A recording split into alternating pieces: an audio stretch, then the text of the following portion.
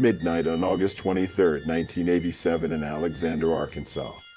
Two teenagers set out for a night of hunting. 4 hours later, their bodies are laying on the railroad tracks and run over by a freight train. The initial coroner's ruling is suspicious, and angry parents desperate for answers force an investigation that will turn the state upside down and leave behind more suspicions and more questions. I'm Art Intel, and this is the case of the boys on the tracks.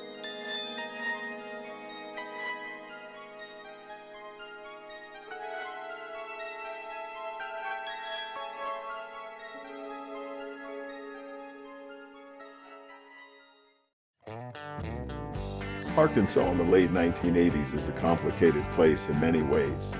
Things are usually a little less complicated in rural counties where family traditions and the joy of youth can still endure. 16-year-old Don Henry and 17-year-old Kevin Ives prepare for a night of typical youthful rebellion that's typical in this area. At midnight, they grab their rifles and flashlights and go out spotlighting. Spotlighting is the practice of hunting at night with a flashlight. Shining the flashlight in the eyes of the deer will freeze them in their tracks and make it easier to shoot them. Spotlighting is illegal, but something pretty common in some rural areas of the country, at least at this time. At about 4 a.m., a train conductor sees two bodies covered in the tarp laying on the tracks as his train approaches. He tries to stop the train and blows the horn frantically to try and warn of the coming locomotive. He's unable to stop the train in time and runs over the two boys, later identified as Don and Kevin. The initial investigation at the scene appeared sloppy and incomplete. Some evidence was never collected and other evidence disappeared. The initial ruling from the coroner is that the deaths were an accident and that the level of THC in the boys' bodies was so elevated that they passed out on the tracks from smoking marijuana when the train struck them. This was not the first controversial decision that the state coroner of Fahmy Malak made in regards to a suspicious death in Arkansas. For example, in a prior case, a man was found decapitated and he ruled the man's dog had chewed off and eaten his head after he died. The man's head was later found. In another case, a man was shot in the chest 5 times and Malak ruled it as a suicide.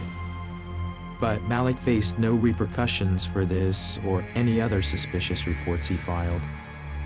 In fact, he got a huge raise from the governor's office after all this came out.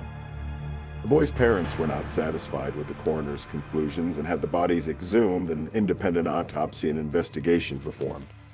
The new investigation found several details ignored by the original report. Don Henry's shirt had an apparent stab wound, and Kevin Ives' skull was crushed by his own rifle butt. In addition, they discovered that the level of THC was far less than reported. The tarp originally reported by the train conductor disappeared and was left out of the final police report. The later search of the scene turned up the foot of Don Henry laying next to the tracks. It had been overlooked in the original search conducted by the police. The grand jury changed the ruling of the deaths to a probable homicide and later changed it to a definite homicide once these new details came to light. Despite this area being a remote, rural location in Arkansas, it was a hotspot of activity linked to drug trafficking and espionage operations linked to the governor's office, the CIA, and the President of the United States. All of this would cast additional suspicion on the reason the two boys were killed. Kevin's mother, Linda Ives, believed the boys were killed because they stumbled on a drug drop from an airplane. Operations of this kind were taking place in the area, including operations involving the CIA. Barry Seal operated in Mena, Arkansas during this time on behalf of several shady organizations. Seal was involved in gun running in Nicaragua on behalf of the CIA during Iran-Contra. His activities included dealings with drug dealers in South America as well, and he was later murdered by those same drug dealers when his cover was exposed by the Reagan administration. Witnesses at the time reported seeing a man that night in military fatigues near the area where the boys were found. Reports of a similar-looking man were reported 2 weeks prior. When the police attempted to approach the man, he opened fire at an officer and disappeared into the night. Dan Harmon was a state prosecutor at the time assigned to the Ives Henry case. His actions during the investigation were suspicious, and his later conviction of drug trafficking charges made these actions even more suspect. Dan Harmon was supposed to be supervising the investigation into the boys' murders, but it seemed that every time progress was made, he sabotaged the investigation. He threatened investigators, intimidated witnesses, and destroyed evidence collected in the case. Many people had to flee the state, and some were prosecuted and imprisoned by Dan Harmon directly. Harmon would run the grand jury investigation into the Ives Henry deaths, and thus would have access to everything witnesses said and everything that was discussed in the case. He worked with Deputy Prosecutor Richard Garrett and was appointed by Judge John Cole as the special investigator. The three ultimately ended the grand jury investigation, and despite the wishes of the grand jury members themselves, nothing else was done, and no charges were brought against anyone. The Saline County Special Grand Jury has now disbanded. 3 hours ago, it delivered its final report on the deaths of 2 teenage boys. But the grand jury was not allowed to do what it wanted. One possible suspect in the case, Keith McKaskle, was stabbed to death by an unknown attacker on November 10, 1988. He had reportedly told friends and family in the days before his murder that his life was in danger because he knew too much about Kevin and Don's death. This was just one of the many strange deaths linked to and surrounding the deaths of Kevin Ives and Don Henry. Other witnesses and individuals with possible involvement in the murders strangely began dying as well. Keith Coney was a friend of Kevin and Don and was with them the night they were murdered. He may have been the last friend the boys saw before they were killed. A few days later, he told his dad and other family members and friends that 2 cops had killed Kevin and Don. In May of 1988, his motorcycle slammed into the back of a truck. The investigation determined that his throat had been slit, which caused him to lose control. Greg Collins had failed to appear after being subpoenaed to testify before the grand jury by John Cole at the request of Dan Harmon. In January of 1989, he was killed by a shotgun blast to the face. His murder is still unsolved. Boone Bearden was a friend of both Keith Coney and Greg Collins. In May 1989, he disappeared and was never seen again. An article of his clothing was found later, but no sign of Boone Bearden ever turned up again. Jeff Rhodes had told his family that he knew too much about the Ives, Henry, and McKaskle murders. In April of 1989, he was shot in the head and his remains set on fire in a dump. His murder also remains unsolved. Jordan Kettleson was believed to be connected to the McKaskle murder. He was killed by a shotgun blast to the head. There was no police investigation, and his body was cremated before an autopsy was performed. Mike Samples was a grand jury witness. In June 1995, he was shot to death.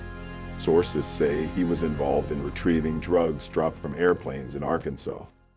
All of these suspicious deaths surrounded the murder of Kevin and Don, and most had their autopsies presided over by Dr. Malak. There seemed to be corruption involved, and the investigators looking into that were under pressure as well. The families wanted answers, and what others sought to find them, they ran into roadblocks, accusations, threats, and some feared for their life. In 1990, Jean Duffey was assigned to head an investigation into drug trafficking in Saline County, Arkansas.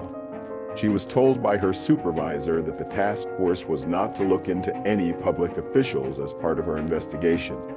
Despite this mandate, evidence of corruption among public officials kept surfacing, and most of it pointed to Dan Harmon. As a prosecutor in Arkansas, Harmon had a lot of power and influence. He began planting false stories about Jean Duffey and the task force in local papers. He started an investigation into her and filed charges against her and sought to prosecute her for these false allegations. There were many reports that Dan Harmon, Richard Garrett, and Judge Cole had met in private to discuss the case. It was Judge Cole who assigned Harmon to the case, and it was Harmon and Garrett who obstructed any progress the case made, all under the approving eye of Judge Cole. Among the witnesses who testified before the grand jury was Sharlene Wilson. On the night Don and Kevin were killed, she claimed to have dropped off Dan Harmon by the railroad tracks near where the boys were murdered. The people at the track that night, to my knowledge, were Dan Harmon, Keith McKaskle, Larry Rochelle. I do know that the boys were watching the drop site, okay? And they got curious as to what was being dropped there. She was prosecuted for drug trafficking by Dan Harmon and sent to prison. She was released on December 31st, 1999. Jean Duffey believed she was getting close to solving the murder of Kevin and Don, and that is why she was being discredited and attacked and ultimately had to flee the state in fear for her life. Linda Ives, the mother of Kevin, has never wavered in her campaign for justice for the two boys.